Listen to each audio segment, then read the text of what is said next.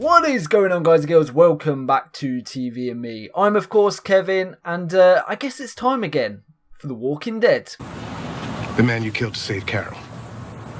He was one of them as well. He was, yeah. Is that why you wanted me here? Because I could do it again if I had to? No, Morgan. Quite the opposite, in fact. You seem close. You and the king. Yeah, he was pretty tight with my dad. My father was a good fighter. One of the best in the kingdom. How'd it happen? Ezekiel sent his detachment out to clear out a building. There's too many wasted, not enough backup. 8 men didn't make it out. My father was one of them. He told me he's keeping his deal with that group quiet because he thinks the people want to fight. He says that even if we did, we wouldn't win. At least not without losing people. And you think he's right? That we shouldn't fight? I don't know. I mean, I don't know if I know enough to know.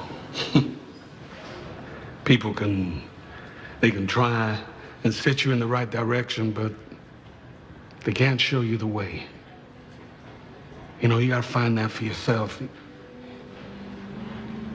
I thought I had it. I did. But I'm just fumbling through. I love Morgan's theme so much. Just those few notes. Dun, dun, dun. Oh, she left. It was inevitable, mate. She doesn't want anything to do with anyone.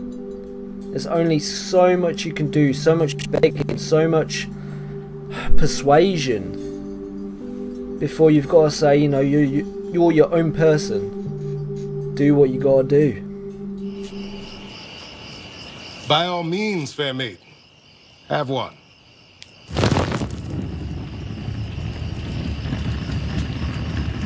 This enclosure was built for the purpose of common recreation and study. I had it repurposed into a garden worthy of our splendor. I'm real sorry about this. It's just,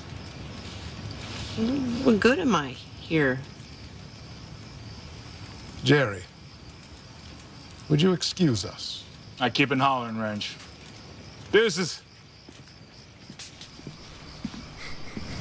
The guns you brought here in your pack, they belong to saviors. What do you know about the saviors? More than I care to, unfortunately. They nearly extinguished you. But you did more than put up a fight, Carol. You won. You're selling these people a fairy tale. Maybe they need the fairy tale. Maybe the contradiction is the point. And ruling over people and having your ass kissed by everyone's just a perk. People want someone to follow. It's human nature. They want someone to make them feel safe. The people who feel safe are less dangerous. They see a dude with a tiger shoe. They start telling stories about finding it in the wild, wrestling it into submission, turning it into his pet. They make the guy larger than life. A hero. Who am I to burst their bubble? Next thing you know, they treat me like royalty. They needed someone to follow. So I acted the part. I faked it till I made it. Keeping a tiger isn't practical, I know. She's as much as 10 people. She could yank the chain out of my hand. Hell, she could yank my arm right off. But she hadn't. She won't. I lost a lot just like everybody else. When it all started to end, I found myself back at the zoo. Shiva was one of the last animals left. Hungry, alone, like me. She was the last thing left in this world that I loved. And she protected me. She got me here, made me larger than life. I used to act in community theater. Played a few kings in my day. I don't care. You do what you want. I just want to go. Go where? Carol. I'm sorry. For what?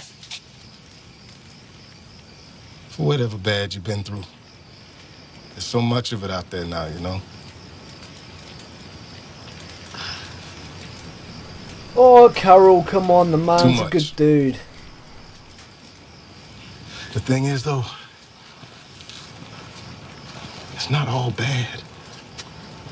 It can't be. It isn't. Life isn't.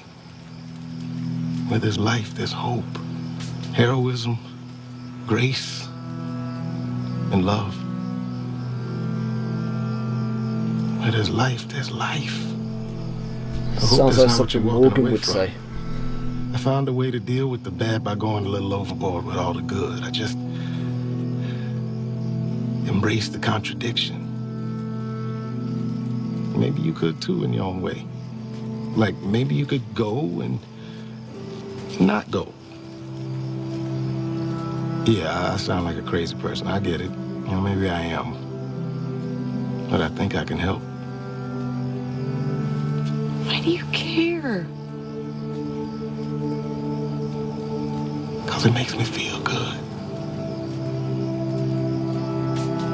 I'll get your stuff together. Find somebody I trust to meet you at the gates. You can go and not go. We'll see if I'm on to something. Or if it's just more bullshit. It's good we're here. How's that? 10 more minutes and I might start to regret all the times I tried to shoot and stab you.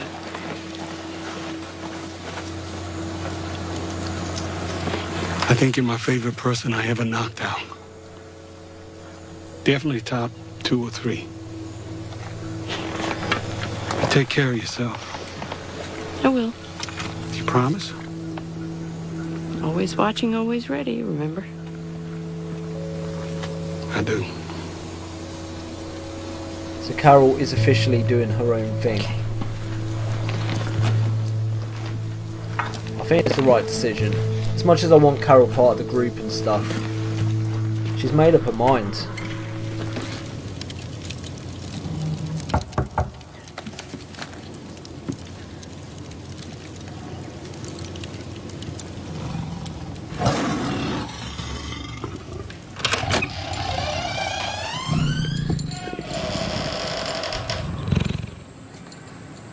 You really gotta try one of these.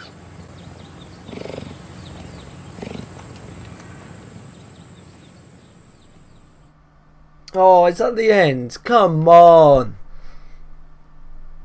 Damn it. Well, you guys and girls were completely right. I absolutely love that episode. It was a much needed palate cleanser considering what had gone in the previous 2 episodes. All that misery, all that doubt, all that desperation. Just going into an episode where we see light, we see goodness, we see new characters that may be a bit over the top, but over the top in a good way. And they actually gave really good reasons for why these characters were over the top in this episode. I really loved exploring this new town, a new town that we've discovered called the Kingdom. And of course the ruler of the kingdom is King Ezekiel. A character which, you know, I said it in the reaction, but at first he came across as like a tabletop RPG dungeon master, you know, narrating the story, narrating the adventure. But that first impression sort of threw me off a little bit. I was like, wait, what? What are they going with here? This is really weird. But the more it got into the episode, the more I sort of learnt about his motivations for why he's doing what he's doing. It grabbed me and I was like, you know what? I really like this place. In all this misery and all this darkness outside, you know, having somewhere that is a fantasy, let's be honest, he's creating a fantasy, is a welcome relief, and one that must just take your mind away from like everyday struggling and just being a part of something that maybe make believe, but for that little while you're away, you can experience something that takes your mind off, like I say, all the misery and suffering. Of course, like I say, King Ezekiel is the ruler of this place, and yes, I'm going to call him King Ezekiel because, you know what, I brought into the fantasy as well. I want to buy into this little town. Even though they're being extorted, we found out, much like every other town in the vicinity, which wasn't a surprise to me because they can't be that far away from Alexandria, considering, you know, everything that went down previously and how Carol went away on foot. So I knew it was somewhere close to Alexandria and in that area.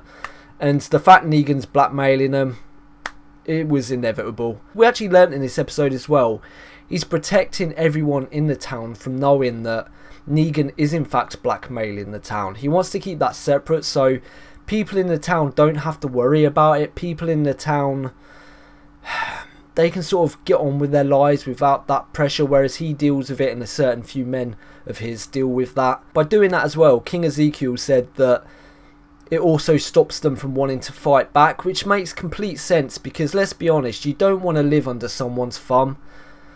And if, like, those people, like he says, did find out, they probably would want to fight, much like Rick's group. And not that I'm criticising the way Rick did stuff, you know, because I think Daryl and Eugene and Sasha found out first about the Saviours, if I'm remembering it right, and then from there some other people learned, and then it all got together. So I don't think Rick knew and then he told everyone. It's a bit of a different circumstance from what's going on at the Kingdom, but you know, he has decided to go along with them. He obviously never decided to fight. He took that responsibility on and he's done it, and our team went the opposite way. They decided to fight the Saviours.